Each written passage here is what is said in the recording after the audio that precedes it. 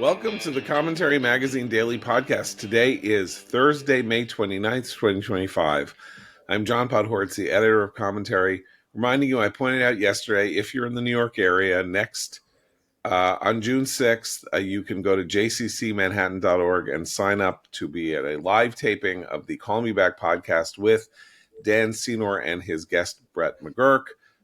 This is you got to buy tickets, and they're expensive, so if you're willing to pay for expensive tickets to watch Dan Senor in his award-winning hit podcast that every week we're like in a little race, who's higher on the Apple News politics charts. I think this week he's higher. A couple weeks ago we were higher.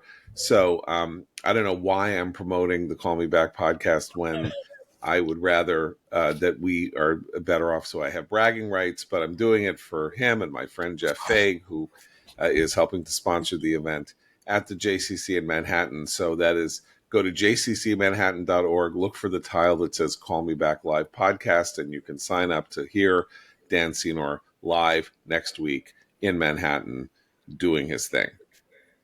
Doing our thing today, executive editor Abe Greenwald. Hi, Abe. Hi, John.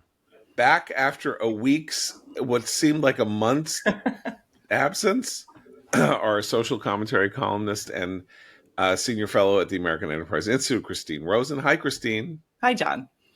And joining us today for the first time, Christine's fellow at the American Enterprise Institute, commentary contributor, education major domo, Robert Pondicio. Welcome to the Commentary Podcast.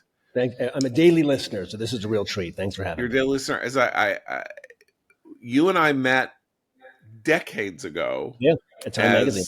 As staffers at Time Magazine. I was a researcher. You were I was the paid principal apologist for Time Magazine. Yeah, meaning you were in the PR or media relations department, and then decided that perhaps there was more to life and more to being a serious person than doing that. So you went off, you got a degree, you became a teacher in the New York City public schools, and you can teach. So those who can't teach, you can teach, and now you are teaching us about what life is like for teachers in the education system in the United States, particularly in the elementary and secondary schools. And we're going to talk about a piece you have in the current issue of Commentary called "How Wokeness Destroyed an Education Miracle," and some of the hijinks that have been going on this week.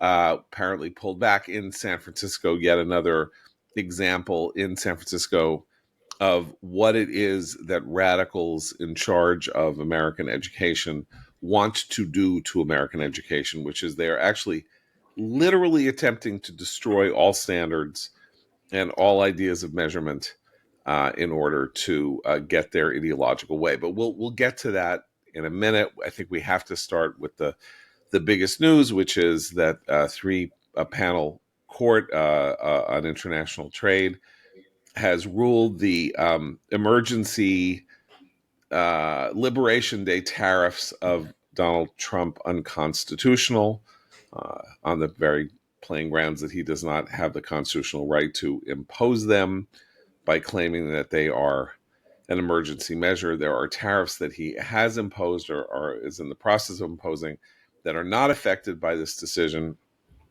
Countries with which we have a very, very significant trade deficit. The president seems to be allowed under law to levy a tariff of up to 15% in order to equalize those, which I think is probably pretty bad law, but nonetheless is on the books. And some of the other ones that do fall under understandings of national security concerns are still in place. But the Liberation Day tariffs, with that chart that he had in the Rose Garden where we were putting tariffs on islands with penguins on them and no people and all of that, those have all been basically invalidated with the wave of a unanimous court's hand. They're going to try to appeal it to a higher court. It is highly unlikely that the higher court is going to find in his favor because they are unconstitutional. Everybody knows it. He knows it. he's claiming he wants to do this because to prevent fentanyl. I don't know. I mean, these are all disingenuous. The reasons given for his right to impose these tariffs, that we are in a condition of emergency in relation to trade, is psychotic. And if you believe it, it's psychotic, and if you don't believe it, it's factitious and demagogic, and it's just because he likes tariffs that he wants to impose them. It's not his right to impose tariffs. That is Congress's responsibility. And so a measure of sanity has at least been introduced into this conversation after 4 months of the entire world saying what the hell is going on. Well, yes. Although 2 points: the abuse of executive power, which we spent the last 4 years, I think, correctly condemning when the Biden administration overused executive power and tried to overtake the responsibility that is Congress's responsibility. I worry a little bit, though, about the message that the administration is going to send when they lose again. Every time they lose, they talk about unelected judges. So there's a lot of demonization of the judicial branch here. And many of these judges, particularly in a couple of the tariff cases and certainly the cases with universities and with law firms, some of them are his own appointees. There's certainly many Republican appointees on these benches. So I think that sort of rhetoric, even if he takes the L, which he should, and backs off from the tariffs, which this gives him an opportunity to do, is very damaging to our system. I don't like the demonization of judges. We've had an increase in threats against our federal judiciary. This is not a good thing. So that rhetoric, although it's, I think, overlooked by MAGA as just, yes, it's these out of control, unelected judges, that's damaging. And we should call that out for what it is. So that's one thing. The other thing going on, apparently we're going to get a major Supreme Court decision this morning. We're taping this early Thursday morning. We don't know what it is.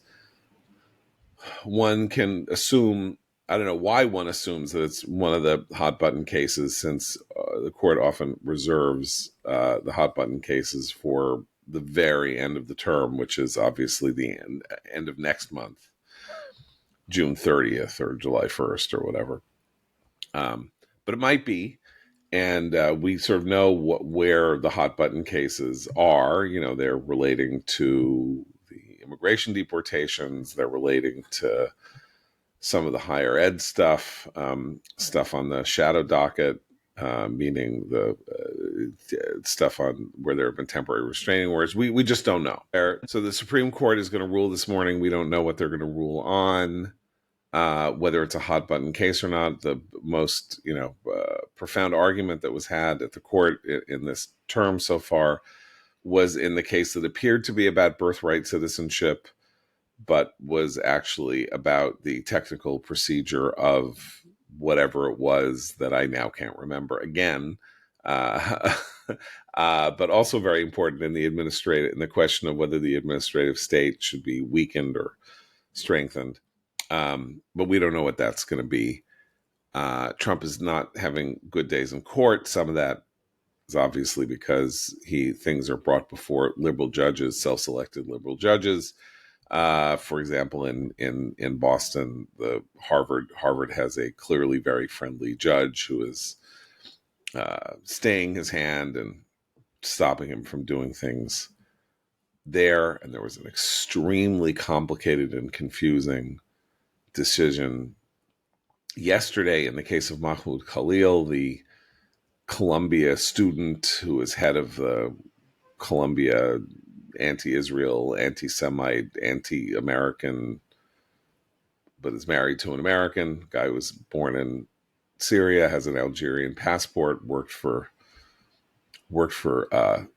the British Embassy in Lebanon and for UNRWA, the United Nations Relief Agency for Gaza, and basically incited riots and things like that, and was targeted for deportation. And there's a hold on his deportation. Weird decision by not a liberal judge. I mean, not a non-liberal judge, but a judge who clerked for conservatives like Michael Mukasey, who was, of course, Attorney General of the United States, and a friend of mine, but said on the one hand, he thought that Khalil was maybe likely to prevail in his argument that he was targeted for speech, and on the other hand, was also the government was likely to prevail in the fact that it might have a right to deport him, on Secretary of State having the right to make that decision. So it's a very confused decision.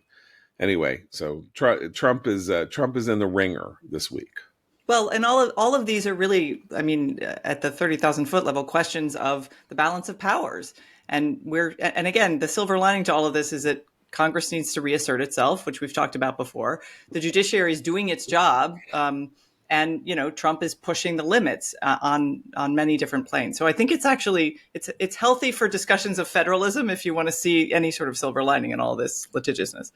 Yeah, I mean, it's not just this week, too. I mean, Trump generally has had courts say no to him more than say yes. And, for everyone who's like pulling their hair out saying this is the end of the rule of law, we've never seen so much sort of intervention or sort of staying the hand of the executive as the courts have done this term.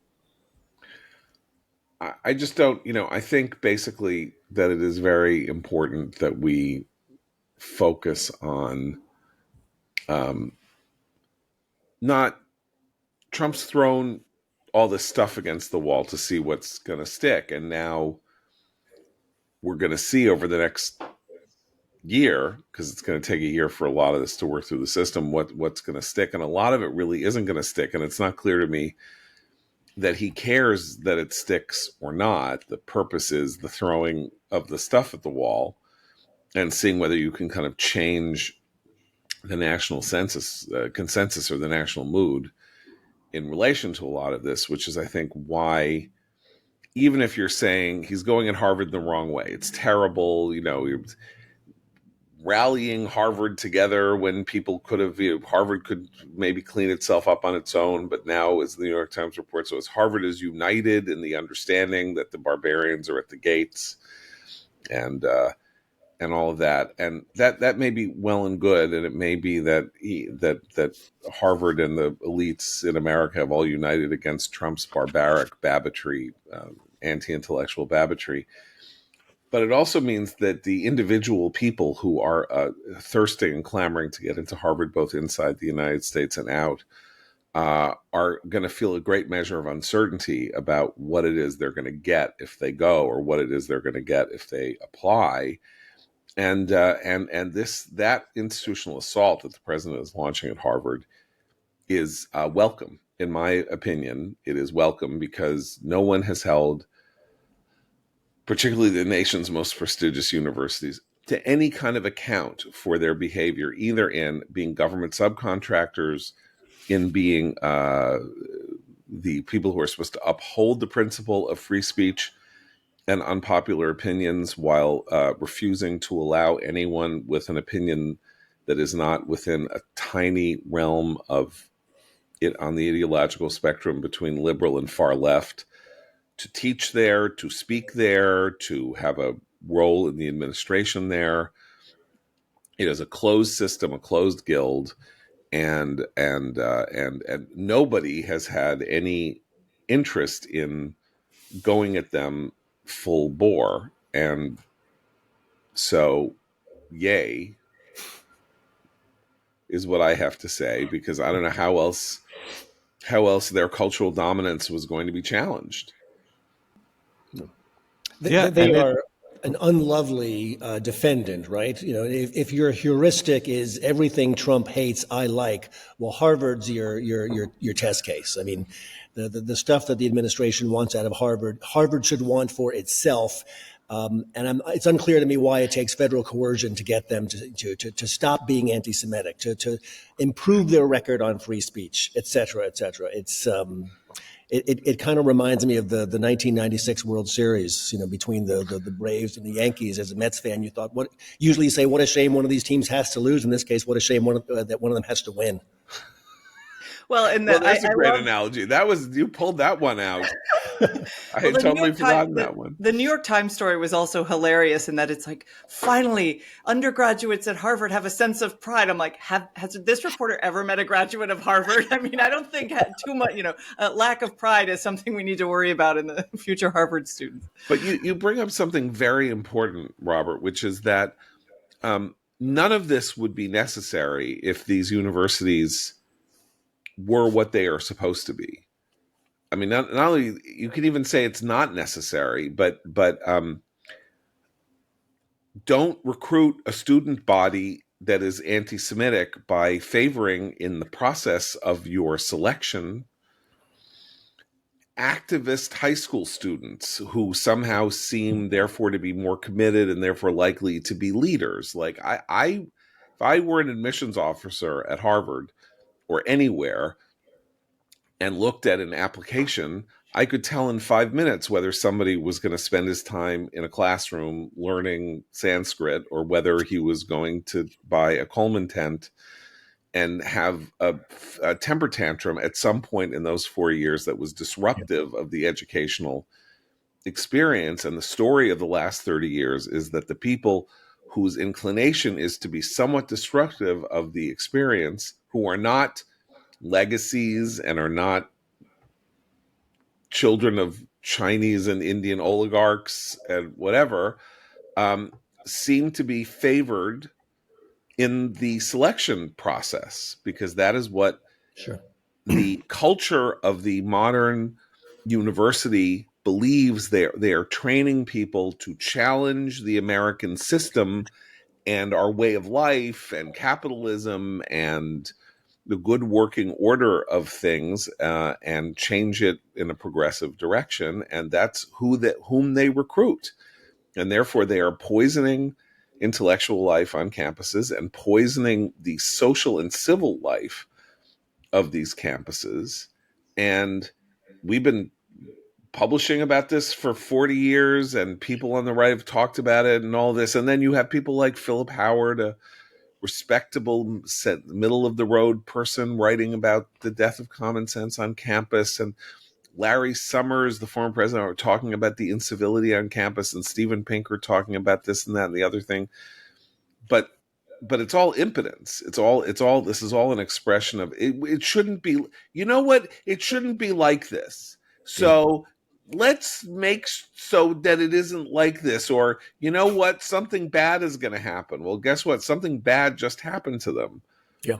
The warnings were real, and something as bad has happened to them, and they're going to need to go through the fire and seem to come out the other, see if they can be reforged into something better when they come out the other end. Well, and this is one of the things that in Robert's piece that I think everyone should read. It's great. But there's something you point out there that I think a lot of people who don't follow K through 12 and higher education closely don't realize, which is that folks like you and others who are watching curriculum changes, administrative changes, school of ed changes, were the canaries in the coal mine decades ago about what we're seeing now, which is the fruit that's born of the DEI type nonsense that was actually, it's been churning through the system for a very long time. And so there's a sense in which I think the average, maybe slightly left-leaning, sympathetic to the idea that places like Harvard are still great, or what they think they should be, are shocked that Trump's going after Harvard. Yeah. But this has been going on for a long time. It's really only conservatives who've been pointing out some of these problems.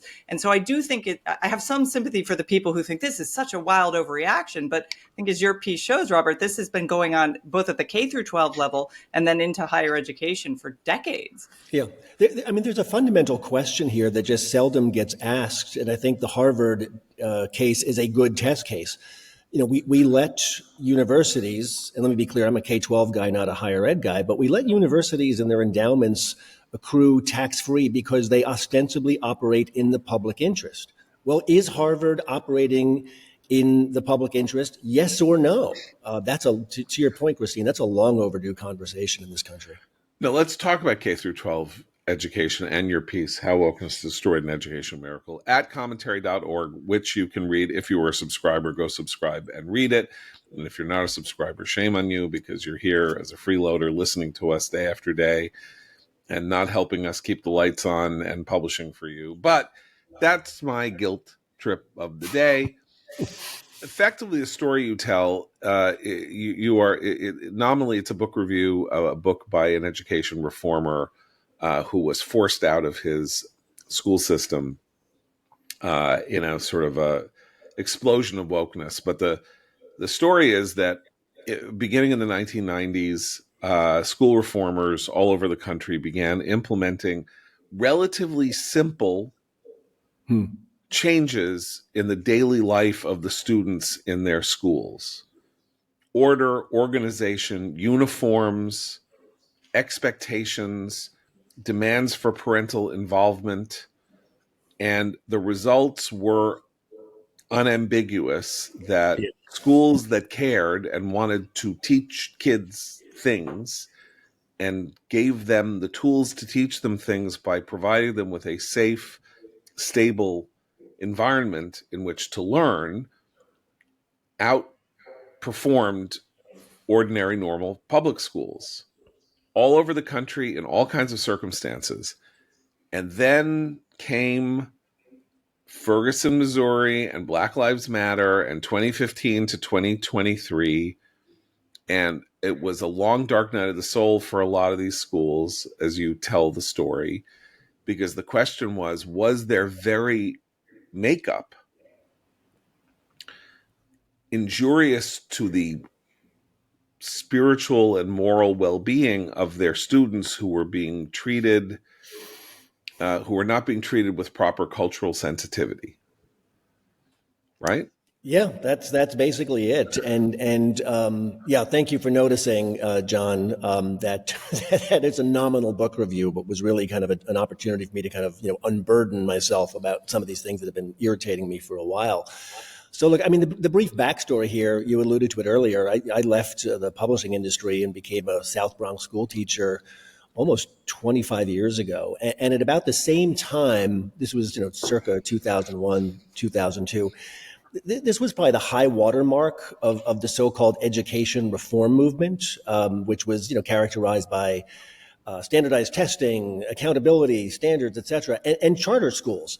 And just down the block from where I was teaching in the South Bronx, the second KIPP school opened. KIPP was an acronym that stands for Knowledge is Power program. They started in Houston. And now to this day, they are still, I think, by far one of the largest urban public charter schools chain. They're all over the country. But they pioneered something that became known colloquially as quote, no excuses education. And it's important to remind people what no excuses meant, because it's been kind of done dirt over the years. No excuses meant no excuses for adults. In other words, children don't fail. We as adults fail the children. So you just described it quite well. I mean, high standards for behavior, for academics, uniforms, et cetera. Familiar to those who remember Catholic schools of our parents' generation, very, very much the same kind of vibe. And these schools were wildly successful. They were imitated all over.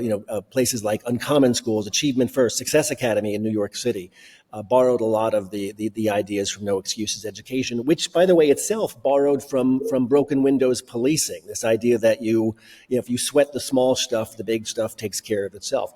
And to your point, John, they were not just successful; they were incredibly successful. There's an outfit out of Stanford University called Credo. I can't remember what it stands for, but they have done studies over the years of these schools, and they have showed that compared to the district schools that the kids would have attended otherwise, they were functionally adding dozens of instructional days per year, like 40, 50 more days of instruction in English, 80 more days of instruction in math, just extraordinary results. And then, as I describe in the piece, they were kind of attacked from within. They were perceived as white supremacists, as imposing cultural norms that were inappropriate for Black and brown children. And this, while those of us, on the political right have been discussing DEI and, critical race theory in the last couple of years, these conversations have been going on for a decade or more in these schools. And so, yeah, they ended up falling apart from within. The author of the book that I'm reviewing, The Lost Decade, Stephen Wilson, was himself a victim of this. He pushed back against some of these notions that, things like punctuality and respect for the written word are not, white characteristics. They're just Are white values. or white values. They're They are values. white values, and they're not. They don't conform or comport with the cultural norms That's right. of African Americans and Hispanics and others. Yeah, and he paid for it with his job. His board fired him because this was considered such an outrageous thing to say. So he was done an incredible injustice. And to give Stephen Wilson his proper credit, his book is called The Lost Decade. It is a impassioned plea to get back to what we knew was working and what we could demonstrate was working. I'm glad you mentioned the thing that absolutely enraged me when I read about it a few years ago happening, which was the abandonment of it's Kip's thing, right? Work hard, be nice. Work hard, be nice. That's right. When that actually both the no excuses mantra and that should have been how MAGA rebranded itself in the second term. Like, no excuses, work hard, be nice. But that when they abandoned that philosophy, I think that was a wake up call for people who were even those of us who had put our hopes in the charter school movement is like, well, here's this one alternative, the one group that's gotten away from some of the teachers union dominated public school system way of doing things. It was very sad, actually. Well, what's even worse, Christine, is that, and I think my ed reform credentials are in pretty good order. But I've pointed out over the years that really the only unambiguous success of the last 25 years of education reform has been urban charter schools, and specifically these large networks, the KIPs, the success academies of the world. Everything else has kind of come out in the wash. Charter schools on average don't necessarily outperform district schools. But you would much rather be a low-income kid of color in a place like New York or Washington or Boston in a charter school than 50 years ago. That's the one unambiguous win we've had, and it's the one thing that we seem to be embarrassed by for all the reasons detailed in the piece, and we've walked back over the last 10 years. It's not just a sin and a shame; it's a tragedy. There is one, this does not come up in your piece, but there is one interesting political matter here in New York City with national implications. We have a mayoral election coming up, or a mayoral primary coming up in New York.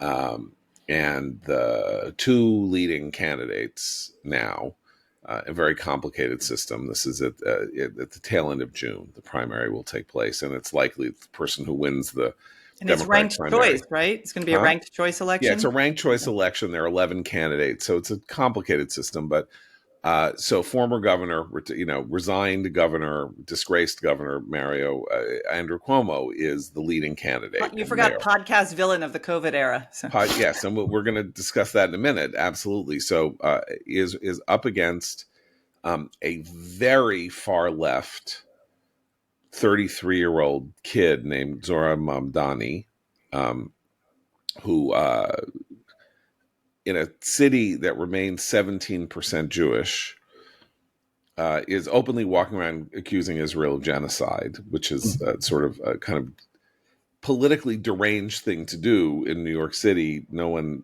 has ever done anything but talk nice to Jews in New York City if you're running for office. And he's going exactly in the other direction because, and according to polling, by the way, he is leading among whites.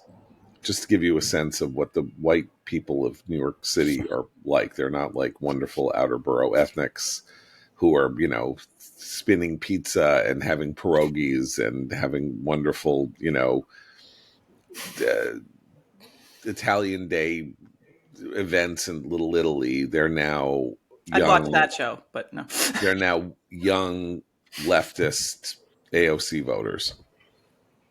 But the reason I bring this up is that Andrew Cuomo's foremost achievement as governor, aside from building the Second Avenue subway and the Tappan Zee Bridge, was that when Bill de Blasio became mayor in 2013, he had a long-standing personal feud with fellow former city councilman Eva Moskowitz. Eva Moskowitz is the president of the Success Academy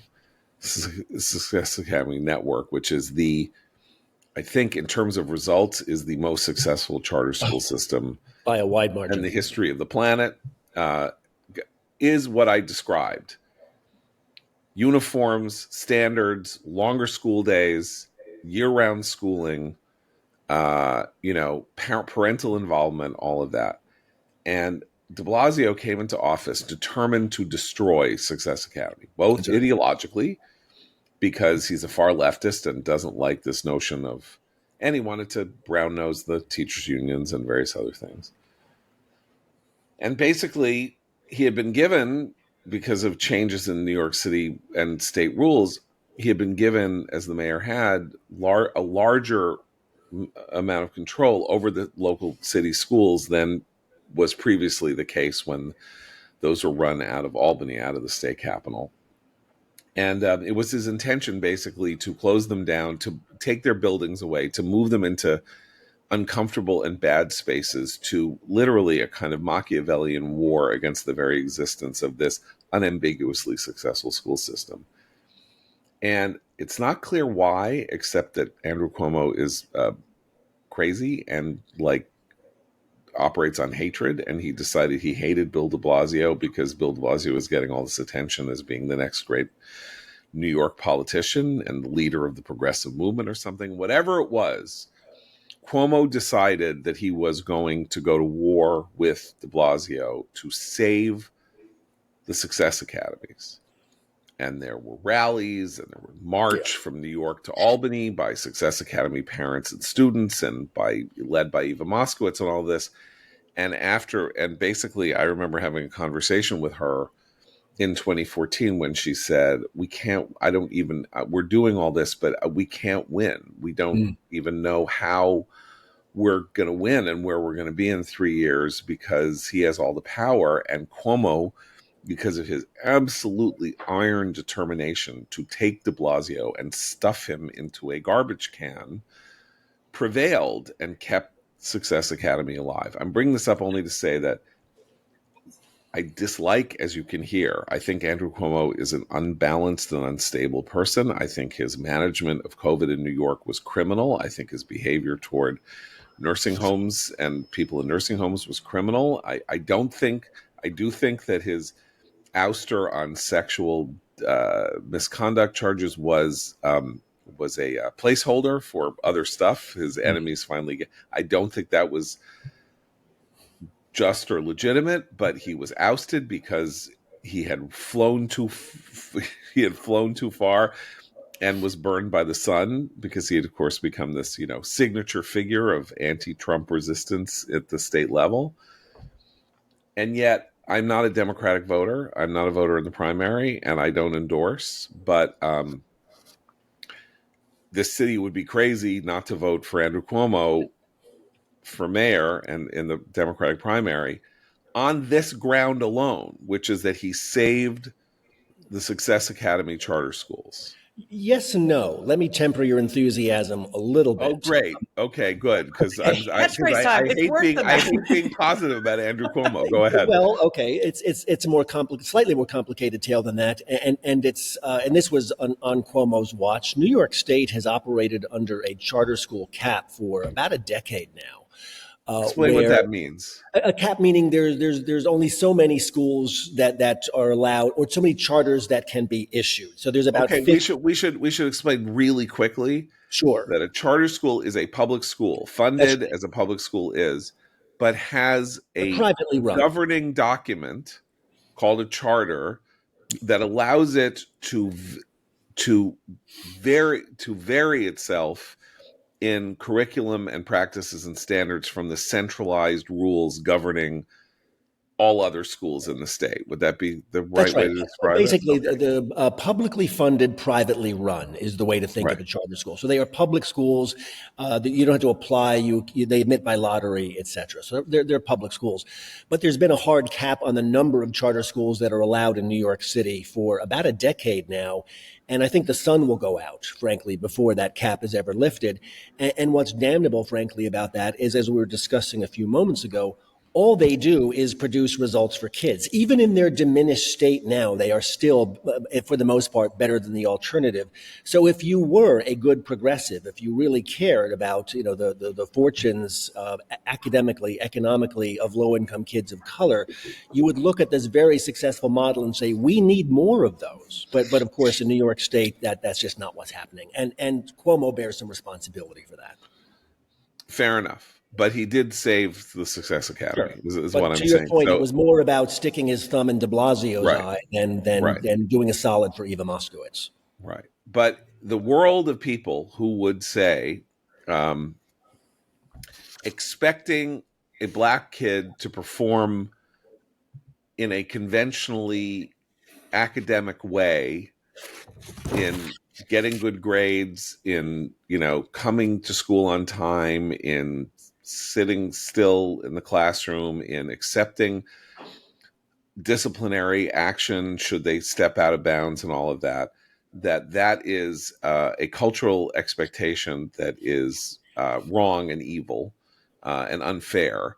um, that is this guy Zoran Mandami. Like, he is a perfect expostulant of the most radical opinion that you could have on almost any level. And so, But yeah, this idea has become completely mainstream during COVID in That's particular. right. And again, this is another example where a lot of us, as a public school parent myself, I only became aware of this during COVID.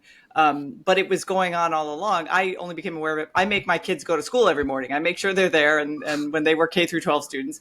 But a lot of parents don't, and a lot of kids don't show up for school. And the absolute cratering of attendance in public schools in this country nationwide, but in particular for kids who are from low income backgrounds, is astonishing. But what the system has done, instead of taking the charter school model of let's hold ourselves and these students more accountable, is to say, attendance doesn't matter. And they're just graduating these. I mean, it just makes me so concerned for the kids because they've missed months of instruction. Can I use Abe's line now and say it's worse than that? you Because it may. really is. Okay, it's worse than that. It is not hard to cast your eye over K-12 education in this country and just see wreckage. Part of it, Christine, is what you just said about what we call chronic absenteeism. It was an issue before COVID. COVID kind of put it on steroids, and now you see increasingly, I think, hundreds of school districts functionally leaning into it and saying, you know what, we're going to go to a 4-day school week, make a virtue of it in a sense. There was this story out of San Francisco yesterday that they're going to have so-called equity grading, and they're not going to hold kids responsible anymore for attendance, for turning in assignments on time, et cetera, et cetera. In New York, there was a move some years ago to take away. This sounds cartoonish. I promise you, it's true. We eliminated the teacher literacy test in New York State because too many teachers of color were failing it. So the answer, the test must be racist. You literally no longer have to demonstrate literacy to be a school teacher in New York. Grade inflation, lenient grading policies, the removal of honors programs, test optional, on and on and on. It is not hard to paint a picture of frankly just giving up and just lowering standards everywhere. And but it's not as if we don't see the results of this. I mean, we know what's happening with test scores and with literacy rates and what kids are actually not learning now. Harvard has remedial math. Harvard. Yeah, the number one university in the world has remedial math. Incredible. I mean, so we have this perfect storm, right? We have this ideological assault on standards that really began 30, 40 years ago. I mean, competition is bad for kids. Grading is bad for kids. Progressive education in the United States involved at very high levels, fancy schools that had wildly inflated reputations, like the private school St. Anne's in Brooklyn, that did not grade but wrote 5-page reports on the kids and were rewarded for this not grading system by becoming extremely desirable to admissions officers at the Ivies and highly ranked schools. So no standards, no grading. Then we, evaluation itself is bad for kids' self-esteem. So you want to talk about what's good about them and not give them direction on how to improve. All of that. This is going on in the 80s, 90s, 2000s. And then you have the war on standardized testing, right? Yep. Education reform was dependent in the No Child Left Behind era on the notion that we needed to have nationwide testing in order to know how we were doing and change course, and where testing was good in states or in localities. You would get a lesson on why that was better than other places and what they were doing that was working, and therefore you might be able to adopt that model. Right now we have a weird situation in which America's poorest and least educationally effective state for the last 75 years, Mississippi, seems to be undergoing some kind of a reading miracle. They have wildly overhauled the system of teaching kids how to read, and they are showing astounding results. And so that's the laboratory of education that our federal system can provide. Well, so No Child Left Behind came crosswise both of leftist opinion and rightist opinion Yeah, for that's right. complicated reasons. So testing was under assault. In the last 10 years, colleges have increasingly said they don't want to use SAT scores or ACT scores to evaluate kids because they provide an independent measure of, sort of like a competitive independent measure. And therefore, their holistic efforts to get the student body that they want is impacted adversely. And so kids are going through school, being passed out without being able to read or write effectively or at all. And then they're actually getting into the university system, including at Harvard, where they have to learn how to do division. Long I mean, division. what is remedial math when you're 18 years old? I don't even know. And I need Okay, it, by we the on the way. podcast should not judge the I necessity need of remedial remedial math. math. I I just am put not that I out am there. not Include denying. myself in this. Yes, I think this is like getting revaccinated when you're 50 for measles because the vaccine wears off. Whatever math I had is long gone, and I could use remedial math. But that's not. I didn't just come to college after having had 12 years of schooling in math. So there has been this war on standards, war on expectations, and then the question is, well, if you're warring that, how do you pick who gets elevated, who's considered good or worthy or should be in these elite institutions? And that's where we get to the politicization Thank of the you. admissions process. The fig leaf of respectability about this is the idea that this is not a war on standards. It's a war on meritocracy. It's which is a phony notion. So we're going to dismantle meritocracy. Great. Who's going to dismantle privilege? I mean, I say this all the time. What replaces meritocracy is not equity, as we like to say. It's aristocracy. Okay, it's oligarchy. Privilege finds a way. If you're one of those people, and I'm not one of them, who natters on all the time about dismantling privilege, well, you can't, right? So what is your strategy for dismantling privilege? New York Times op-eds and a Twitter hashtag campaign. High achieving parents, ambitious parents are going to find a way to game the system in their kids' favor. That's what privilege actually is.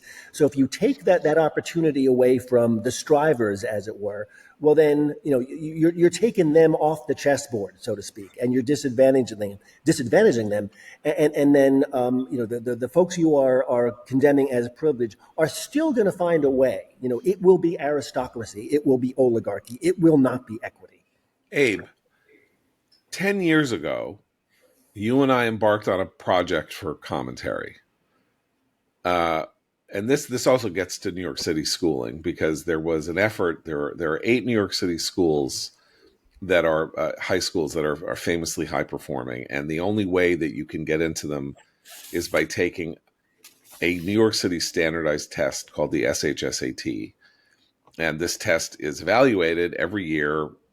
Tens of thousands of kids, if not more, take the test, and they are measured against each other. And the highest performing ones get into these 8 high performing schools.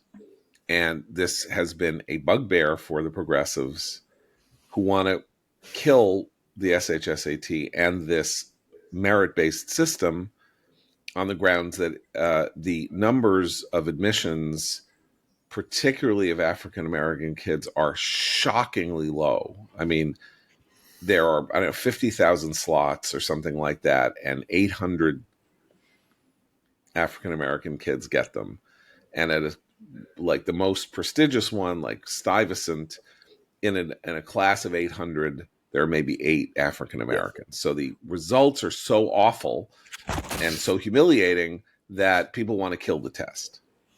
So I said to Abe, we need to do a P. And who gets these slots are first generation Asian American kids living in Flushing who work their asses off, and their parents make them work in their dry cleaner, and they have to do well in school, and they go to Chinese school after school, and they have no life, and they're, working their heads off in order to improve themselves and have a better second generation, to have a better life than their parents had, which is why their parents came to America.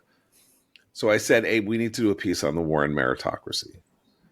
And you came back a month later and said, that's not the piece we want to do. Do you remember why? Yeah, because meritocracy doesn't mean what I thought it meant, according as you studied it, and sort of what Robert is mentioning, which is, we need a meritocratic system, but do we? Well, the meritocracy was churning out a sort of human product that we sort of now see flourishing everywhere. They were creating the sort of woke army of that and or worse, that has overrun higher education entirely. Right. So, in other words, you came back and said, I don't want to praise meritocracy. Meritocracy has now become the kind of conveyor belt, or the Right. The aristocracy learned how to game meritocracy. Yeah, absolutely. Yeah. Right. How to produce the liberal elite. And Right. we want to smash the liberal elite. And so instead, you did a piece called The War on Asian Americans, which was about this very specific effort, which turned out, of course, to be prophetic, because it then became the subject of the groundbreaking lawsuit won in the Supreme Court in 2023 that destroyed affirmative action, or theoretically at least, said that affirmative action in these institutions was unconstitutional. Yeah, so, there was an effort to reduce the number of Asian Americans in elite schools, very, very similar to the previous effort to attack on Jews in higher ed. Yeah, right. But John, can I make a point about the vaunted SHSAT and Stuyvesant and Bronx Science? Back to the equity point. If the goal of wanting to see more Black and brown kids in those schools is to give them a leg up into elite colleges and whatnot, who's sending boxcar numbers of Black and brown kids to elite universities across this country? Charter schools. New York City charter schools. So in other words, if you look at not just those specialized high schools, but the New York City ecosystem, education ecosystem as a whole, again, those numbers are a lot better than they were a generation ago, because people like to look and say, oh, well, look, these specialized schools are no better now than they were a decade ago. Yeah, but a lot of those families are choosing charter schools, and their kids are getting into college from them. Right. There's also the underlying sensibility here is very much the elite will be fine. And as Robert said earlier, the elite will always be fine. They'll always find a way. They have the resources and the ambition to find a way for their children. And they're continuing to do that, by the way, at lots of, my son was the last, his class when he entered as a freshman was the last admissions only public high school cohort that had to take a version of a standardized test. They killed it after COVID, and then they never brought it back despite parents demanding it, wanting it back. The administration said, no, it's unfair. It's not meritocratic. But I do think that the conceit of the liberal elite in thinking that it shouldn't be first of all, the soft bigotry of low expectations involved in much of what we've been discussing. But this idea that by having no standards, you're going to give new opportunities to people who are already struggling in a socioeconomic context is appalling. I mean, these kids are just allowed to basically languish in terrible public schools with bad teachers who don't seem to really care about their education. And I refuse to get on my soapbox again about teachers unions, but I'm curious, Robert, where do you see any role here to reform the unions, who play obviously a big role in negotiating policies that during COVID became clear to parents, but curricular-wise and testing-wise has been a big problem. Yeah, that's complicated. Funny, I just wrote a piece for my Substack directed at Randy Weingarten, the head of the AFT, because I'd been at a conference where we were talking about teaching and learning, and noting that a lot of the speakers were saying things that I'd read in the AFT's house organ, the American Educator, going back 20 years. And that's my critique, Christine, of the unions. I don't begrudge them for acting like a labor union. That's their job. But I do begrudge them for not doing their part to raise the bar for teaching and learning. I mean, the intellectual capital to give them credit is there, going back to the Al Shanker days. But I've seen no evidence that Randy Weingarten and her colleagues are interested in doing anything other than publishing this nice little quarterly magazine that nobody reads, frankly, that is a treasure trove of stuff for teachers. Why aren't they talking about that? Randy Weingarten's going to Ukraine, for Pete's sake, but she's not talking about improving teaching and learning in the schools that her union members are languishing in. Yeah, she's become a political activist. I mean, they still give so much money to the Democratic Party every year. I mean, it's an astonishing amount of money. There's no reason she can't do both. She took exception to it. She wrote back a public, criticism of my piece. But I think, frankly, my critique still stands. I don't begrudge them for acting like labor, but nothing's going to improve in public schools if they do not use their bully pulpit, so to speak, to improve their members' practice. What we can say, I think, after 4 decades of experimentation, in the charter schooling, starting out with vouchers and various other things, was that there was this powerful idea that the only way to improve American education, as we discovered, with the discovery or the unearthing of the crisis in American education from the A Nation at Risk report in 1983, issued by the Department of Education, that showed that America was slipping was falling far behind other countries in our educational achievements, which is what began the educational reform movement and basically made education a gigantic national issue that it has been for 4 decades since, was the reason to have charter schooling. After vouchers, that was the idea that you could give people their own tax dollars and let them use them wherever they could if they wanted to go to a parochial school or to a private school. That did not pass either legal or political muster. So in most places it did. It has now. Well, it's starting now, but that's literally 40 years later. But the original idea was vouchers. The original idea was because you thought you could harness the power of the Catholic Church and the parochial school system when the Catholic Church was an incredibly powerful political force in the United States. Vouchers didn't work. So then the idea was, what do you do? And the notion was, create competition inside this gigantic behemoth, right? 4 million kids. No, it's not 4 million kids. It's 18 million, 75 million kids under the age of 18 are basically in this system. And it's not one system. It's 50 states. It's many localities. But nonetheless, the only way to improve their education is to create alternatives and have schools compete for the best students. And that has failed. When I say it's failed, I mean that it has failed to change schooling in most places. Like, we don't have a school system as it looked like was developing in Milwaukee in the early 1990s. You don't have a school system that says, let 1,000 flowers bloom. Every school should be whatever. And we're gonna have these systems where if a principal doesn't up their performance, whatever, there are all sorts of the idea that you could create competition inside a public system paid for by taxpayers, in which the people who worked in it, the adults who worked in it, the teachers, the administrators, the janitors, whatever, have political power, and the students in them who are languishing have none because they're under the age of 18, don't vote, and their parents have a lot of other things they need to care about.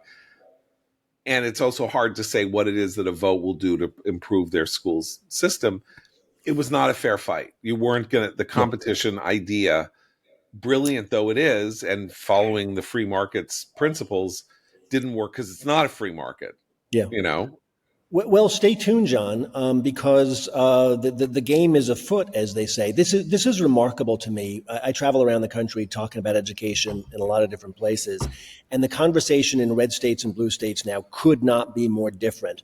When I talk about so-called ESAs, education savings accounts, in places like Texas and Florida, people are all about it. I would guess that a lot of people who just heard me say that phrase are like, what's that? Well, it's functionally a voucher. Texas, a couple of weeks ago, became the latest and largest state to pass a so-called ESA, which basically lets parents opt out of the public school system and take the lion's share of the money with them to go buy themselves some education. Their own tax dollars, in other words. Basically, right. Yeah. That's right. And since Texas is the largest state ahead of Florida now, this is now in about a dozen or so states. We are literally at the point now, John, where about 50% of families in this country have the ability to do that, to just say, I'll take the money and I'll fend for myself. This is going to be profoundly disruptive. So I agree with you that vouchers kind of, had a bit of a false start 40 years ago, and ESAs are not exactly vouchers. You can use them in a lot of different ways. Functionally, for most families, they probably will be a voucher, at least until another ecosystem of alternative schools pops up to absorb these dollars. But this is going to be fascinating to watch over the next decade. And by the way, the more religious, I mean, there is one of the other cultural wars that takes place is there are small cohorts, and the one that I think of most readily because of my own experience is very Orthodox Jews who do not participate in the public school system and go to yeshivot, and they are often they're poor. A lot of them are poor. Schools are cheap, cost $4,000 or $5,000 a year in tuition, the way Catholic schools used to. And what happened to the yeshivot in terms of their interfacing with the elites in the particularly in New York State, is the state education department, in tandem and in, I would say, collusion with the New York Times and its education reporter, went on an ideological war against the yeshivas, saying that they were not providing the proper education in secular subjects to Jewish students who attended these schools, every one of whom were they forced out of yeshiva into a local public school, would doubtless be much worse off and with a much worse education, even if you could say that these yeshiva educations weren't that good, or weren't teaching math that well, or teaching math at all. As opposed to what? As opposed to the schools in their, in Borough Park, the public schools in Borough Park that teach math so brilliantly. So not only do you have examples of people saying, you know what, I can't even do that, I'm just going to go off on my own. I have no money, but this is what's important to me is education more than anything else. And my kids need to learn Torah and Talmud and how to be a Jew, and they're going to at least learn that. And then the elite come after them, try to disaccredit or remove the accreditation of these schools, and deny them their tax status. And the New York Times is doing report after report about how terrible they are and how unfair they are to their students. And where are the reports every day in the New York Times about how terrible the New York City public schools are? Every single day. So in 2000, 1.2 million kids in the New York City public schools, 90% of whom do not perform at grade level. To bring this full circle, I mentioned that I left the publishing industry to go teach in the public school system. So in 2002, I started teaching fifth grade at PS 277 in the South Bronx. It was in District 7, in the South Bronx. So in 2002, that school District 7 was the lowest scoring district in New York City, and the school that I taught in was the lowest scoring school in that district. It's now 2025, and that school is still the lowest performing school in New York City's lowest performing district. I remember that time series, and it infuriated me because there are schools, not just in New York City, across this country, urban schools where literally not a single kid can read or do math on grade level. And the Times, and remember they published it, I think, both in English and in Hebrew for the benefit of the Pulitzer Committee. For them to take this on was just galling. I'm going to make a recommendation now, just because it's so apposite. One of my favorite books, which I reread a couple of years ago, a remarkable and very singular American literary achievement called Up the Down Staircase, which is about not young Robert Pondicio going into a low-performing public school, but a young 22-year-old female graduate of Smith or Sarah Lawrence or something like that, who goes to teach in a school in Spanish Harlem. Published in 1961 by a writer named Belle Kaufman, who happened to be the daughter or granddaughter of Sholem Aleichem. It is an account of a year at this public school, and it is written entirely in the form of memos and private letters from our protagonist to her friend about what she's going through. But memos, reports, it's not, and what this is a full-blooded portrait when New York was still considered a masterly public school system, 1961, of bureaucratic dysfunction, bureaucratic rot, and how the system itself makes it almost impossible for an idealistic young person wanting to teach people and make them into good citizens and improve their lives, how the system takes them and tries to chew them up and spit them out. It's an extraordinary book. There's a pretty good movie made out of it with Sandy Dennis. Not great, but good.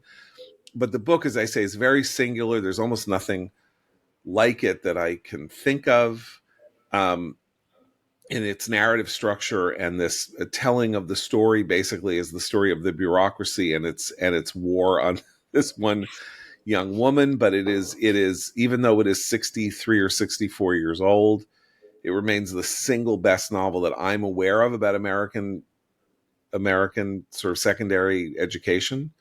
I can't even think of another one that is comparable. Most such famous books are about private schools or boarding schools or stuff like that. So that is Up the Down Staircase by Belle Kaufman. You can get it on Kindle or Apple Books or something like that, and it is pretty extraordinary. Anyway, Robert Pondicio, was great to have you. First time appearance, and very thought-provoking, and a topic we don't ordinarily talk enough about. And so thank you so much for your contribution. Go to commentary.org and read Robert's piece, How Wokeness Destroyed an Education Miracle. We will be back tomorrow. So for Abe and Christine, I'm John Podhoretz. Keep the candle burning.